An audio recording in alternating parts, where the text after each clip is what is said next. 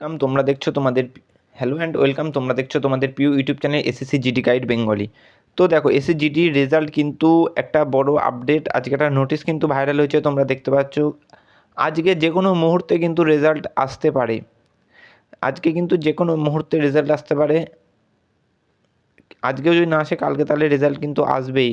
আমার মনে হচ্ছে আজকেই কিন্তু একটা রেজাল্ট আসার প্রবল সম্ভাবনা আছে, কারণ 24 তারিখ থেকে তোমরা জানো রোজগার মেলা অনুষ্ঠিত হবে। তার থেকে 7 দিন আগে, অর্থাৎ 17 তারিখের মধ্যে রেজাল্ট দেওয়ার কিন্তু পুরোপুরি একটা সম্ভাবনা আছে। তবে মনে হচ্ছে আজকে চলে আসবে, আজকে যদি না আসে 17 তারিখের মধ্যে কিন্তু তোমরা পেতেই পারো, কারণ এর মধ্যে তাদের দিতেই হবে। যদি রোজগার মেলার ওই নোটিশটা যদি সত্যি হয়ে থাকে, তবে আজকের মধ্যে কিন্তু রেজাল্ট অবশ্যই কিন্তু এসএসসিকে দিতে হবে।